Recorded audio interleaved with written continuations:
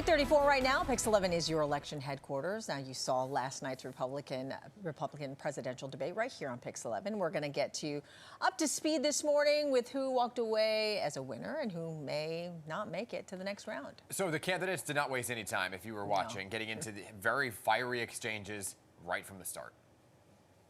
Look at the blank expression. She doesn't know the names of the provinces that she wants to actually fight for. This is the fourth debate that you would be voted in the first 20 minutes as the most obnoxious blowhard in America. And in terms of these donors that are supporting me, they're just jealous. They wish that they were supporting them, but I'm not going to sit there and deny it. He didn't clean up the swamp. He said he was going to drain it. He did not drain it. He said he was going to build the wall and have Mexico pay for it. We don't have the wall.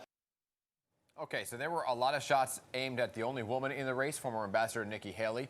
Political analyst Morgan Pehme joining us this morning to discuss who came out on top. So, Morgan, good to see you here. Good to see you. And it's interesting, when we say who came out on top, well, really, former President Trump is the one who's in the lead, far by away with 60% of the polling numbers right now. But when you look at the four that were on the stage, right, and really vying for that spot to go up against him, who do you think has the advantage here? Well, Nikki Haley has developed a great deal of momentum in the last couple weeks, and she certainly tried to project this sense that there was an inevitability that she was the best person to take on Trump. But as you said, Dan, I mean, this was kind of a demolition derby where all the candidates blew themselves up, and none of them really, except for Chris Christie, took shots at the person who is leading by such a large margin in the polls, which makes you wonder, like, what the strategy is. Like, I mean, of course, I understand that President Trump is enormously popular with Republicans across the country, but at the same time, you need to differentiate yourself and have a contrast with the former president if you have any chance of beating him, and that's not what we saw last night. But we did talk about how Nikki Haley clearly had a target on her back, and there were quite a few hits, targeting her. Let's listen to some of that and then talk on the other side. I never said government should go and require anyone's name. That's false. She said, I want your name. She as President of the United States, her first day in office, she said, one of the first things I'm going to do, I said we were going to get the millions of votes. She wants government. She said that I have a woman problem.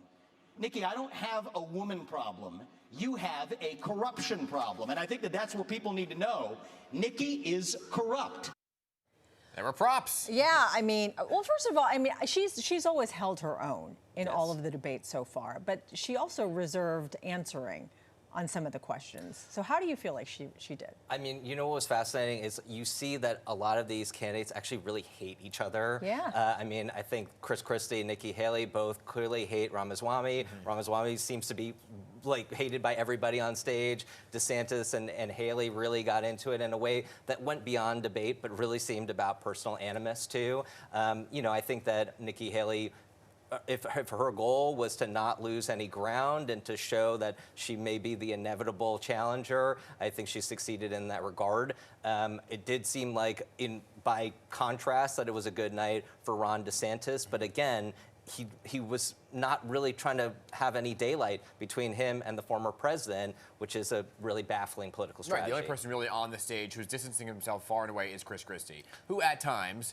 came to Nikki Haley's defense, right? They had a moment on the stage where he said, she is a leader, and it comes down to leadership, right? However, Chris Christie was not as kind to somebody like Vivek Ramaswamy. Let's take a listen here. You have your thing. Is he fair, isn't he? No, I don't have my thing. We don't. He's the thing. Is he do fit not or want isn't to he? do You're talking about him being 80 years old. It doesn't mean that somebody couldn't get elected. That's up to the people that Ron, is he fit or isn't he? Somebody who's in. So that was the Ron DeSantis moment there where he really went after him. But, here's the thing when you look at Chris Christie. He just made the debate. It was really questionable up to the final moments if he was going to qualify for it. Did he help his case here? I mean, it certainly changed the dynamic of the debate. It would have been a lot more one note if Chris Christie hadn't been on the stage. That was a really powerful exchange because Ron DeSantis really dodged the question of whether former President Trump was fit to be the president, and just the fact that Chris Christie said that the former president will be convicted of felonies and unable to vote for himself come November. I mean, that was the type of bomb throwing that certainly none of the other candidates would have engaged in had he not been on the stage. And I mean, maybe he's well positioned himself on the possibility if Nikki Haley is elected that he'll have a cabinet position. But he did. It seemed like he was also fighting for his own legacy. Yeah. But again, getting back to Ramaswamy, Nobody likes that guy on that stage. I mean, nobody likes that guy. Let's listen to more of what he had to say. I think the real enemy is not Donald Trump. It's not even Joe Biden. It is the deep state that at least Donald Trump attempted to take on. And if you want somebody who's going to speak truth to power, then vote for somebody who's going to speak the truth to you. Why am I the only person on the stage, at least, who can say that January 6th now does look like it was an inside job?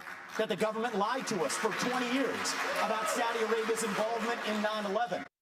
Some of the things he was saying last night were mind-boggling, in my opinion, and I think of a lot of other folks. But do you think he's going to make it to the Iowa caucus? You know, whether he is still a candidate come Iowa, I mean, that was right, that exchange was like where he kind of rolled out like a whole litany of conspiracy theories. I'm not sure if this is some sort of play for post life with, you know, selling books to the really far right. It's really unclear. Initially, he seemed like he was trying to set himself up to be the next generation of Republican star, but he was just so just you know, inflamed everybody to such a degree that it's hard to see that he has a lane other than one that is very narrowly focused in kind of the InfoWars universe. Yeah, I mean, there's also fact-checking that needs to be in play with some of those statements that were made, right? And the big question here, I know we have to go, is vice presidential candidate pick. Is that what he's kind of going for with the lane that he's going in and really not touching former president? I mean, maybe that's the play. It's hard to see anybody, you know, I don't know. Who can be paired with Donald Trump at this point? You know, we know that above all, he just prizes loyalty, and certainly Ramaswamy was trying to check that box. Well, certainly a fiery one for sure. Morgan, thank you again for coming in. Thank you.